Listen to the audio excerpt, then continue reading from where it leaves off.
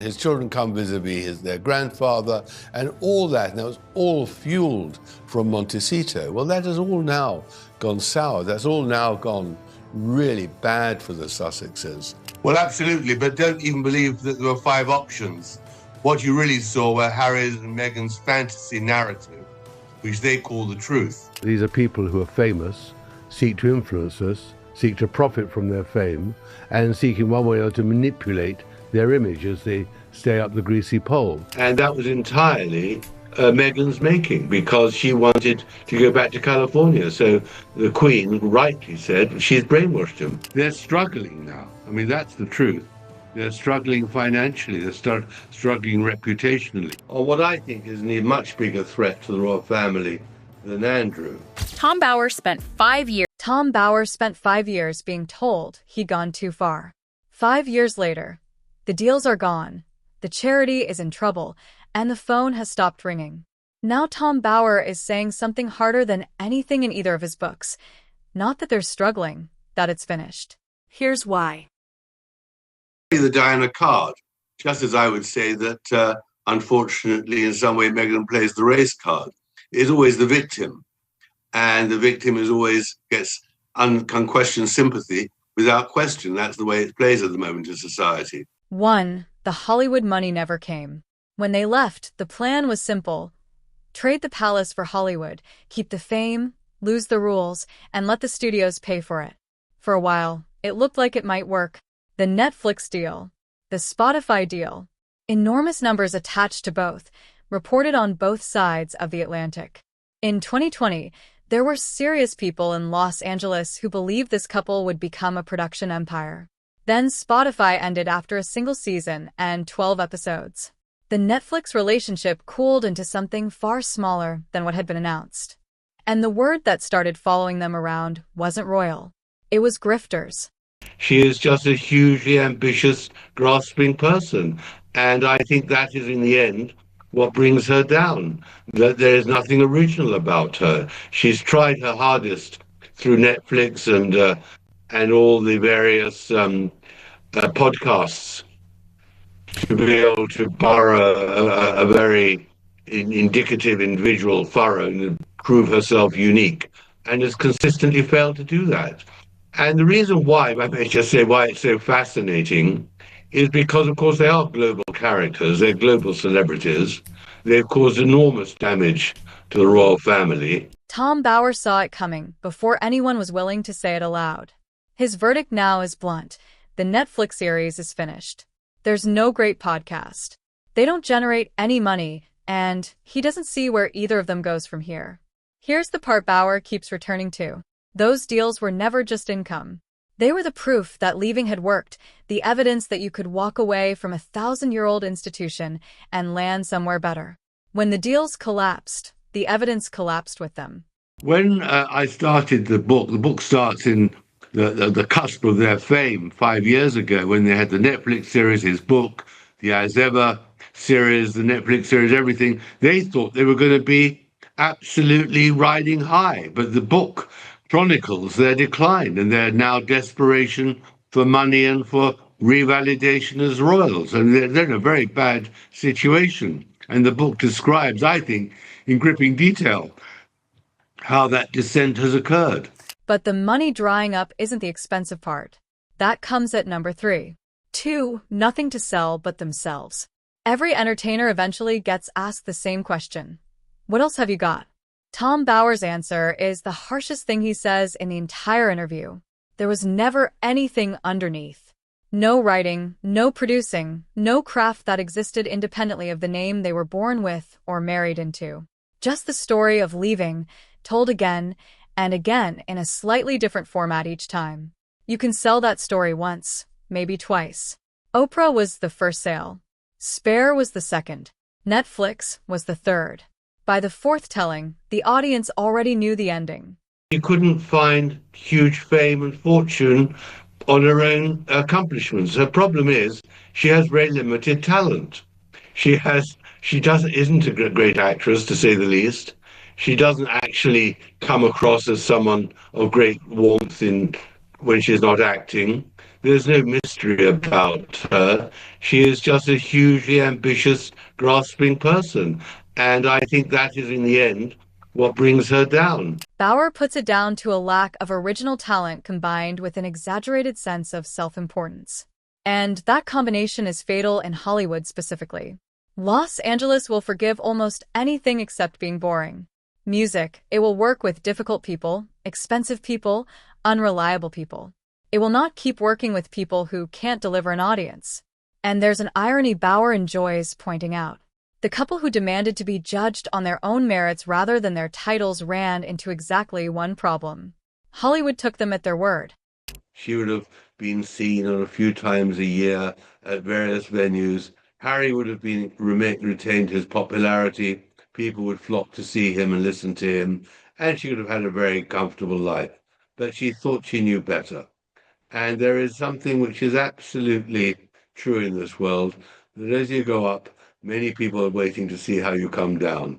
And she made some very, very poor strategic errors, thinking she could profit from the title without any consequence, without paying the dues. 3. The legal bill. Harry has spent years in British courtrooms. Some of it he'd describe as principle, and some of it probably is. But litigation costs money, and in Britain, music. When you lose, you very often pay the other side's costs as well as your own. The case against the publisher of the Daily Mail went against him. The legal costs reported since run into figures most people would call life-changing. Tom Bauer thinks the money is the smaller problem.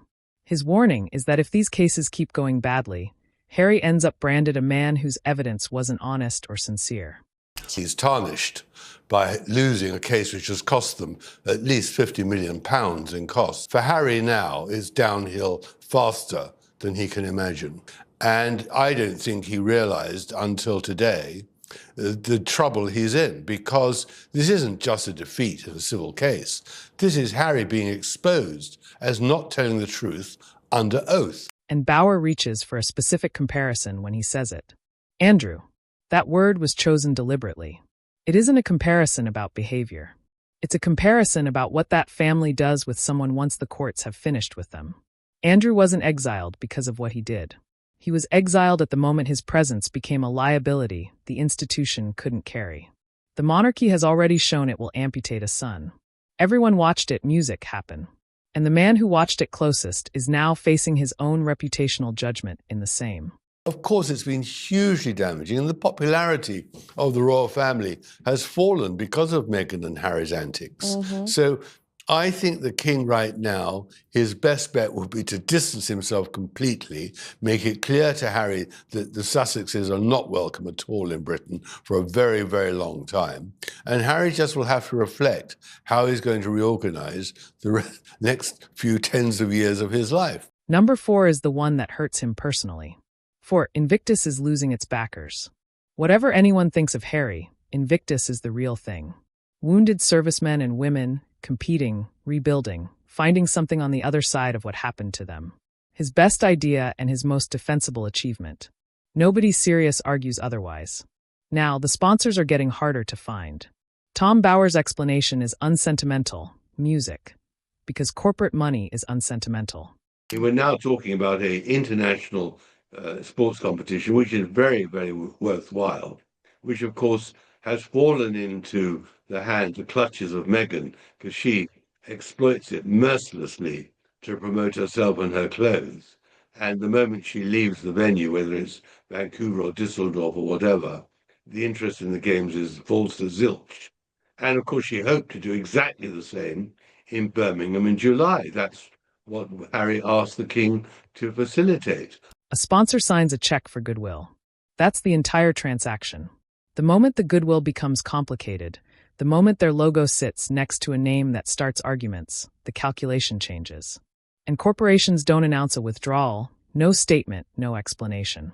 They simply don't renew, and the relationship expires quietly. That's what appears to be happening. Bauer describes the games approaching with sponsors pulling away and not enough money available to stage the event properly. The athletes never did anything wrong. They're carrying the cost of a reputation problem that was never theirs. you start looking into it and you're like, hey, what the heck is going on here? Those 535 competitors had to pay their own way. They had to pay their own housing for the games. They had to pay for their own equipment. And Harry and Meghan got a really nice vacation out of it with lots of adorational speeches and clapping and crowds gathered for them. So it was really odd. But I do think that people are starting to cotton on. Again, when we look at the numbers of corporate sponsors lining up for Birmingham, there really aren't that many, and we don't know who they are. Montecito doesn't come cheap. A house like theirs isn't a purchase. It's a subscription. Security, staff, grounds, insurance, maintenance, California property taxes that would cover an average mortgage twice over. The running costs alone would drain most fortunes inside a decade before anyone in the household buys a single thing. Tom Bower makes one observation about that house that tells you more than any figure could. He points out it's almost unheard of to buy in Montecito and simply move in. In that neighborhood, you buy the house and then spend $7 million remodeling it because that's what people at that level do. They moved in. Forget the interior decoration and Bower's rather unkind opinion of it. Notice what he's actually saying underneath. Absolutely. I mean, the cost of living for them is enormous. I mean, the security alone, which they feel they need, must cost between $1.5 and $2 million a year. The upkeep of their home and their staff must cost at least another $2 million. And then there's the rest. So I think that they're running out of money. I mean, I've conservatively put their annual expenditure at $3 million, but for that they'd have to earn $4 or $5 million. And they're running out of money because they run out of people to interest to buy their story. And that's why I think in the end they'll be desperate to come back to Britain to revalidate and reconcile with the royal family.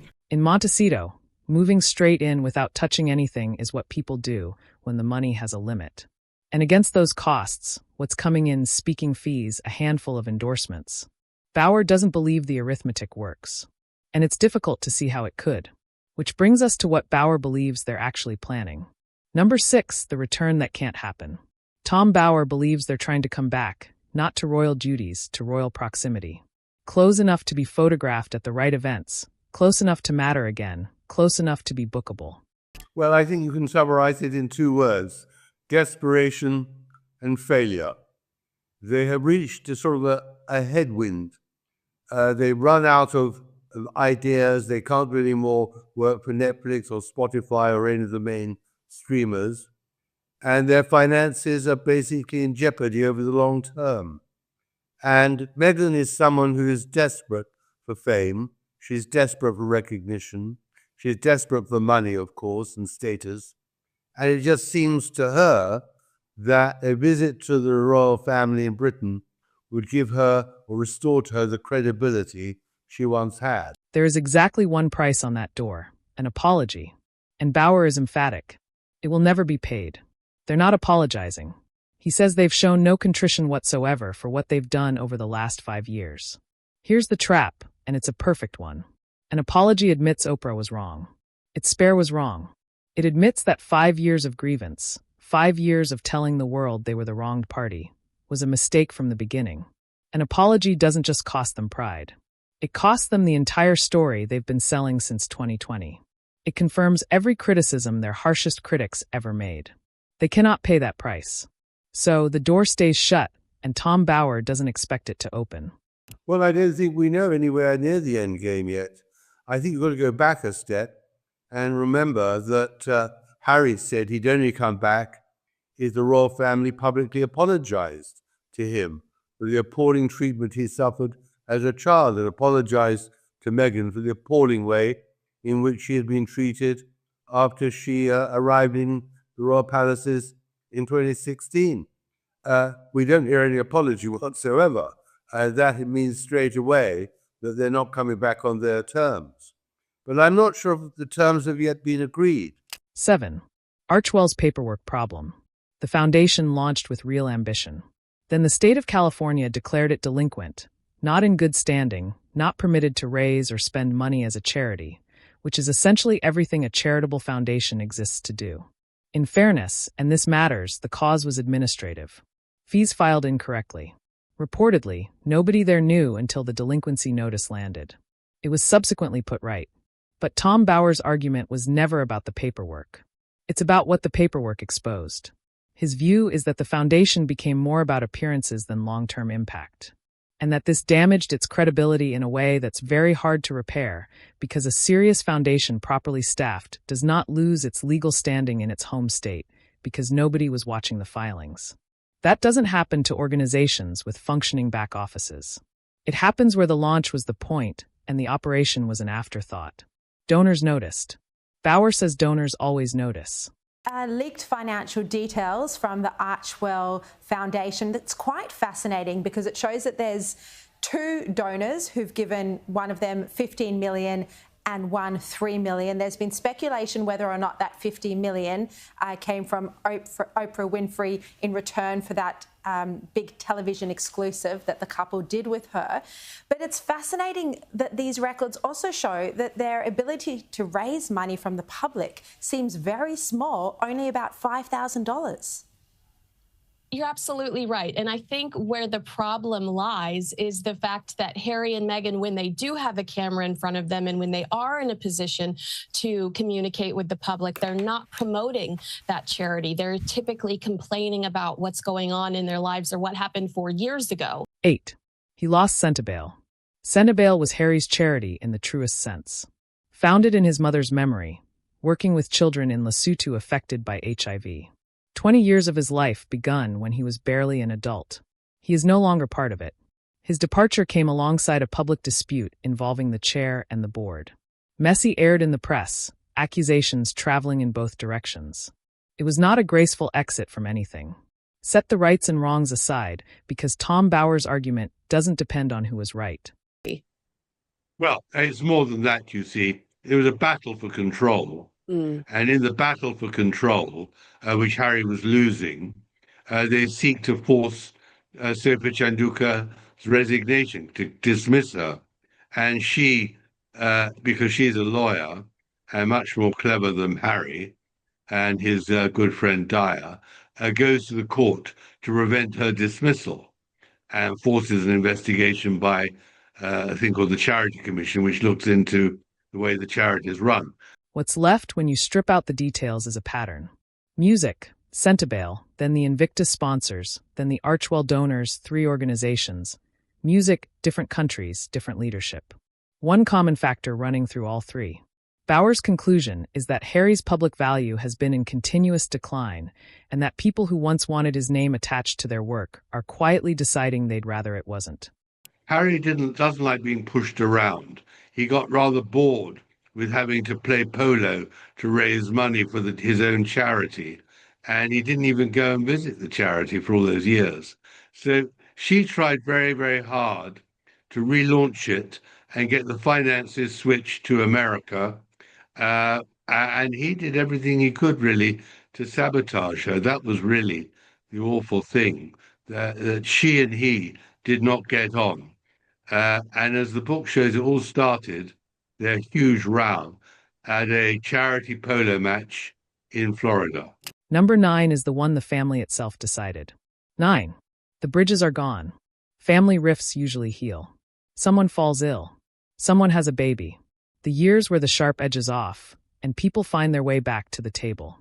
Tom Bower doesn't believe this one wears down. Spare was a book with a brother in it described in detail, in print permanently. There is no version of the future in which that book is unpublished, and no conversation between those 2 men that doesn't have it sitting in the room. William has never responded, not once, publicly music, in any form. And in that family, silence is not the absence of feeling. It's a decision. I don't care at all what they say. I do care about the damage they cause, and if I may say so, in the book, there's a load of fascinating new material which I discovered about their trips to Colombia, Nigeria, the writing of Harry's book, the making of the Netflix series, insiders telling me astonishing things about the way they behaved and what their agenda was. So when they read the book, I think they'll be even more furious than after having read one excerpt in the Times. Bower's summary is that it became the royal family versus the Sussexes, and that the royal family won. But listen to what he adds immediately afterwards, because this separates Bauer from the people simply cheering. Nobody won. A public war between a king's two sons is a catastrophe for the institution, regardless of which side came out ahead. The monarchy survived it, but it was damaged doing so. Bauer isn't celebrating. He's counting the cost. Meghan and Harry still have a long way to go before they completely self-destruct. And the process is fascinating, and that's why I wrote the second book, because what had happened in the previous 3 or 4 years was so extraordinary. And now I think that their whole operation, which is now poorly financed because they're not earning real money anymore, is survival. They are desperate to make sure they don't go under and finding ways in which they can somehow prove still relevant. And that isn't easy because, frankly, they're not relevant, other than the potential damage they can do to the royal family in Britain. But also it's fascinating to watch. Music privacy was the wrong word. They left for privacy. That was the stated reason given to the world, repeated in every interview. What followed was a global television interview watched by tens of millions, a documentary series, a best-selling memoir, and years of further interviews about how impossible it is to be left alone. Tom Bauer's assessment is straightforward. Music. They allegedly went to California for privacy and to step away from the royal family. And they've done the precise opposite of both. But then Bauer turns and points somewhere unexpected at the king.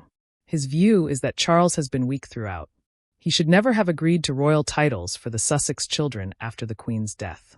He should have stripped the titles and made a formal declaration that these two are no longer representatives or members of the royal family. I think that what has been remarkable is it's taken so long, and that Meghan on the whole has concealed all the hurt that she has undoubtedly suffered and all the hysterics. I mean, she really is pretty resilient. She just, when she's attacked, and that's increasingly now, she just disappears to recover and reappears looking terrific and smiling. But inside the house in Montecito, of course, there is great anguish and great fears of what could now happen. And that's why she's rushing down to Australia next month to sell herself again in a different way to a health farm, £1,700 a shot. Draw the line. State it publicly and end the ambiguity both sides have been exploiting ever since. That's the argument thousands of people have been making for years. When Tom Bauer makes it, it stops being an opinion and becomes a position the palace has to take seriously. 11. The palace stopped answering. For years, the machine ran the same way. Sussex claim. Palace response. A week of headlines. Everybody involved gets paid. Then Charles and William simply stopped answering. No rebuttals, no briefings, no sources close to the palace, nothing. And the story started dying inside 24 hours. Tom Bauer explains exactly why it works. A claim with no counterclaim isn't a feud. It's one person talking. And one person talking is not a story editors can run for a week. But of course, it's all about money. Yeah. I mean, she's literally selling herself, selling her clothes, selling her brand. It's tough out there for her. Well, did we talk about this before, that basically she's reverted back to the gig economy, which she came from, like audition after audition, show. I mean, and I don't think she thought that that would be her future with Harry. And now she's basically chasing paycheck to paycheck, which is not what she envisioned when she said, "I will," at the altar. The oxygen came from the response, and the response stopped. Bauer's advice to the king goes further. He believes Charles's best move is to distance himself completely and make it unmistakably clear the Sussexes are not welcome in Britain for a very long time. The most effective weapon the monarchy has used in 5 years was declining to pick one up. But number 12 is the one no public relations firm can fix. 12. Sympathy has a shelf life. In March 2021, a great many people watched the Oprah interview and felt genuinely sorry for them. That was real. Whatever came afterwards, that reaction was honest and widespread. Sympathy does not renew itself. Tom Bauer's point is that sympathy is spent by resolution. You feel for someone. You watch them get past the thing that hurt them. And the story closes. There's that, but also, you see, the whole point is Anne Boleyn lost her head. It was all part of a political problem. The king, having broken away from Rome, needed a son, and Anne Boleyn was in the way, and she was in the way in many other political ways. Meghan was never banished or anything. She banished herself. Quit. She only took the job, the marriage, to promote herself back in Hollywood as fast as she could return. Anne Boleyn wanted to be the queen. And there's another difference. Meghan wasn't the queen. Yeah. She was just a lowly duchess. But she wanted to be the queen. She wanted to be the queen. So the comparison is so pathetically stupid that, some people will say anything just to get attention. And in that sense, Maya has succeeded. She's got attention. But she gives feminism a bad name. That's the real problem. She does. And even Meghan, I don't think, deserves to be compared to Anne Boleyn because, at least she was trying. That's the arc audiences want and the arc they'll pay for. Music. What the audience got instead was 5 more years of the same grievance restated in a new format each time. An unrenewed sympathy doesn't curdle into hostility. It becomes something far worse for anyone making a living from public attention. Indifference.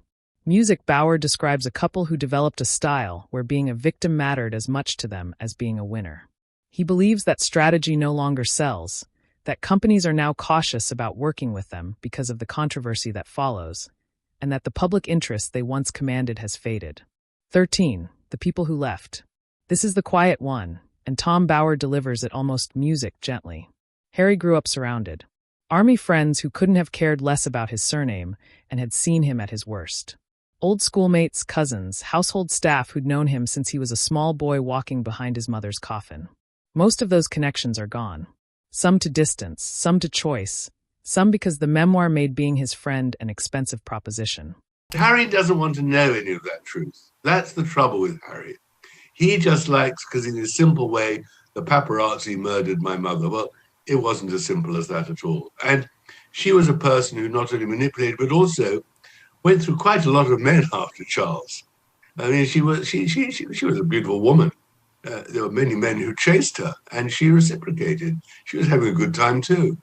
Right. Of course, you spend some time in the book on how there's been so much speculation about whether Charles is indeed the biological father of Harry, and how some were trying to get a hair sample of some of her lovers to see to get a hair sample from Harry to see whether it matched up with the biology of another lover. Bauer's observation is that Harry moved to another town full of celebrities. In Britain, he was somebody. Music, in California, he's just another famous person at another party. And Bauer's assessment of him there is brutal. Reports keep surfacing that he misses home, that he misses his family, that the isolation in that enormous house is music real. You don't have to like the man to recognize what that is. He is 41 years old, living 5,000 m from every person who knew him before the world did. 14. Every move draws fire. There was a time when a Sussex announcement was simply news. Now it's the opening move in an argument. The Australia plans generated petitions opposing the visit and a public row about money spent on their security. His visits to Britain generate more coverage of the visit itself than of anything he came to do. The purpose disappears and the controversy takes its place. Tom Bauer says that isn't a media problem. Music, it's a position problem. When the reaction to a person grows bigger than the person, nothing they announce survives its own announcement. And Bauer has a word for what's underneath it: hypocrisy. A man and his wife who preach constantly while forgetting their own sins, all documented at length in his books. He calls it a gripping narrative and a roller coaster, which it is.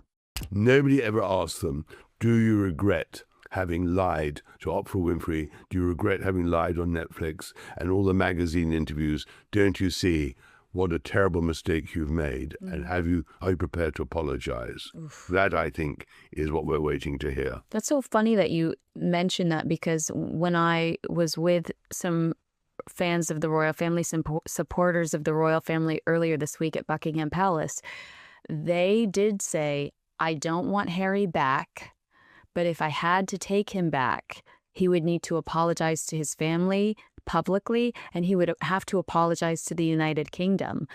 Can you see a world where he is humble enough to do that? No, I can't, because I think he's too stupid to do it. But he's also clear that the punishment these two are serving is largely self-administered. And number 15 is the one nobody planned for. 15. The monarchy was fine without them. Here is the outcome nobody predicted. In January 2020, the institution absorbed the loss and carried on. Charles took the throne. William stepped forward. Catherine came back from serious illness to enormous public warmth. The engagements happened. Music, the tours happened. The Christmases at Sandringham happened without them.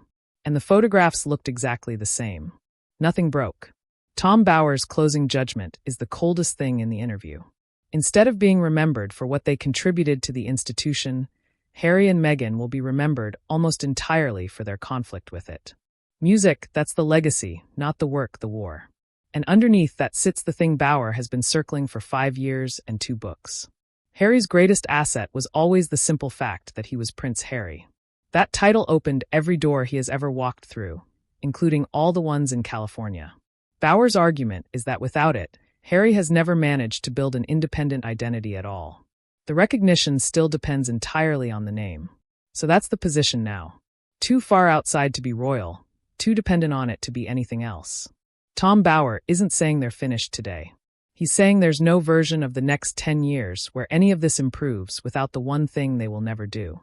So, music. Here's the question worth arguing about below. If they walk back into Britain tomorrow and apologize properly, would the public take them back, or does Tom Bower have it right, and it's simply too late for that as well? Tell me in the comments.